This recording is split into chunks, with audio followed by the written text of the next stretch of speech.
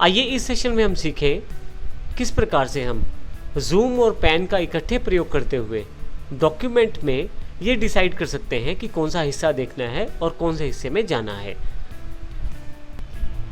Normally Corel Draw में कार्य करते समय सबसे बड़ी समस्या यही आती है यूज़र्स के साथ कि वे प्रॉपरली ना तो जूम कर पाते हैं ना पैन कर पाते हैं, अर्थात एक स्थान से दूसरे स्थान में डॉक्यूमेंट में नहीं जा पाते।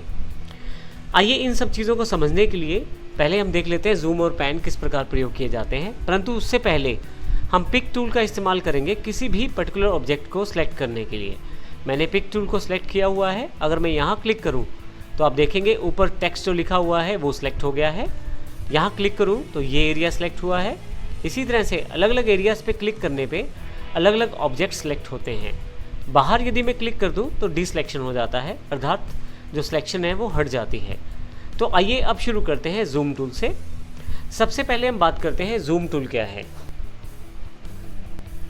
नॉर्मली आप किसी भी चीज़ को नज़दीक से देखना चाहते हैं तो आप जूम करके देख सकते हैं। जैसे मान लीजिए मुझे ये टेक्स्ट समझ नहीं आ रहा तो मैं माउस को स्क्रॉल करते हुए जूम कर सकता हूँ इस टेक्स्ट को।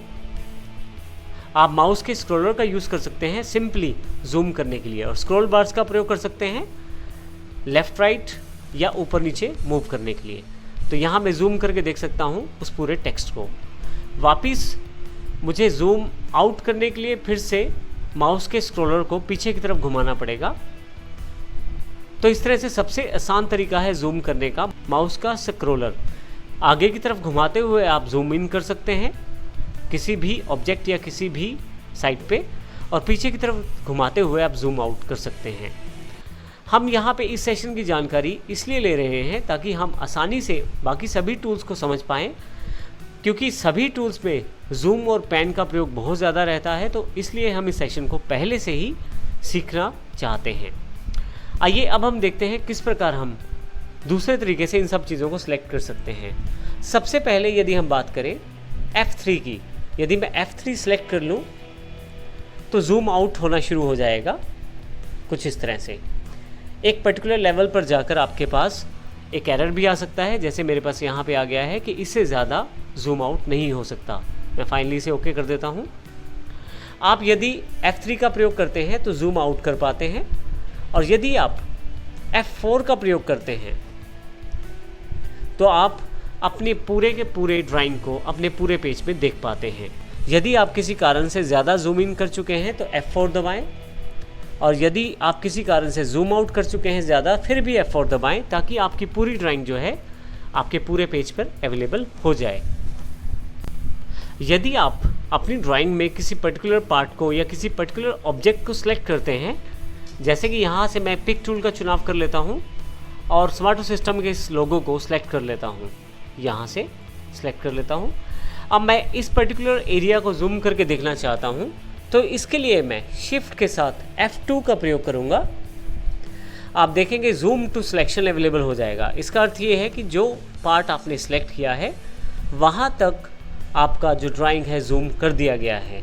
आप देखेंगे जो ऑब्जेक्ट मेरे पास सिलेक्टेड था स्मार्टो सिस्टम के लोगों के रूप में, वो मेरे पास पूरी स्क्रीन पर आ चुका है।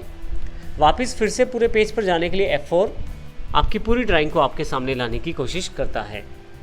इसी तरह से यदि मैं यहाँ पे कोर्स ओवरव्यू के इस पर्टिकुलर टेक्स्ट को सिलेक्ट कर लेता हूँ और फिर से शिफ्ट F2 दबाता हूँ, तो आप देखेंगे पूरा का पूरा टेक्स्ट जो है वो जूम इन हो गया है, जो मैंने एज अ ऑब्जेक्ट सेलेक्ट किया है।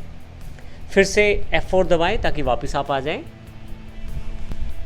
तो इस प्रकार हमने सीखा किस प्रकार हम F3, F4 कीज़ को शिफ्ट के साथ प्रयोग करके या सिंपल प्रयोग करके जूम इन जूम आउट के लिए प्रयोग कर सकते हैं। इसके अतिरिक्त हमने देखा कि किस प्रकार माउस के स्क्रॉलर को यूज़ करते हुए जूम इन और जूम आउट किया जा सकता है। इसी तरह से यदि आप पर्टिकुलर पार्ट में मूव करना चाहते हैं ड्राइंग के, जैसे मैं इस ड्राइंग को थोड़ा सा बड़ा कर लेता हूं और मुझे अब यहाँ से राइट हैंड साइड की तरफ जाना है अपनी ड्राइंग या बैनर में, स्क्रॉलर को प्रेस करके रख सकता हूं। आप देखेंगे जैसे मैं स्क्रॉलर को प्रेस करके रखता हूं मेरे पास पेन का निशान अर्थात एक हाथ का निशान आ गया है। अब मैं यदि राइट हैंड साइड की तरफ मूव करूं तो आसानी से मैं बीच का स्क्रॉलर का बटन दबाकर मूव कर सकता हूँ। इसी तरह से मैं लेफ़्ट की तरफ भी मूव कर सकता हूँ। तो पैन करने के लिए आपको केवल माउस के बीच वाले बटन अर्थात स्क्रॉलर को प्रेस करके रखना है और आप किसी भी दिशा में घूम सकते हैं।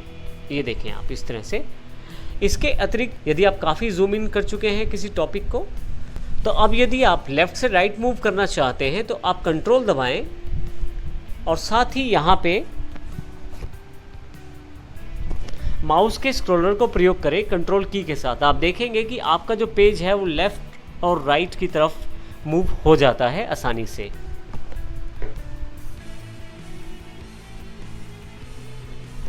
स्क्रॉलर ऊपर की तरफ घुमाने पे आप लेफ़्ट साइड की तरफ आते हैं और नीचे की तरफ घुमाने पर आप राइट हैंड साइड की तरफ आते हैं, यदि आप कीबोर्ड पे कंट्रोल की को साथ में दबाकर रखते हैं।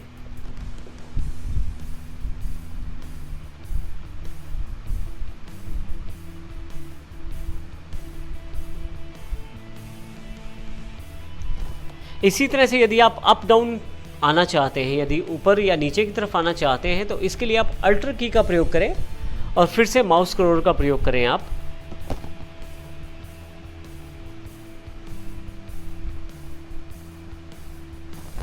देखेंगे आसानी से आप ऊपर या नीचे की तरफ आ सकते हैं। तो इस प्रकार हम इसका प्रयोग कर सकते हैं माउस के साथ, कंट्रोल और अल्टर की के साथ। कंट्रोल का प्रयोग करने के साथ हम लेफ़्ट से राइट की तरफ मूव करते हैं स्क्रॉलर के साथ, और यदि अल्टर का प्रयोग करते हैं तो अप और डाउन की तरफ मूव कर सकते हैं स्क्रॉलर के साथ। इसी तरह से आपके पास यहाँ पे एक ऑप्शन अवेलेबल और है नैनो प्रीव्यू के रूप में। यहाँ पे यदि आप देखें तो एक छोटा सा नैनो प्रीव्यू का आइकॉन अवेलेबल है बिल्कुल नीचे की तरफ। यदि मैं इस पर क्लिक करूँ और माउस को दबा के रखूँ लेफ़्ट क्लिक को, अब मैं प्रीव्यू के जिस पार्ट पे माउस लेकर जाता हूँ उस पर्टिकुलर पार्ट पे मेरे पास जूम दिखाया जा रहा है। जैसे मैं इस पर्टिकुलर पिरामिड पे जाना चाहता हूँ, सिलेक्ट करके छोड़ देता हूँ, तो मेरे पास ये पर्टिकुलर पार्ट जो है वो जूम होकर अवेलेबल हो जाएगा, वो पैन होकर अवेलेबल हो जाएगा। और इसी तरह से मैं यहाँ भी आ सकता हूँ। तो नैनो प्रीव्यू आपकी हेल्प करता है जिससे आप आसानी से अपने पूरे डॉक्यूमेंट को देखते हुए आसानी से मूव कर सकते हैं।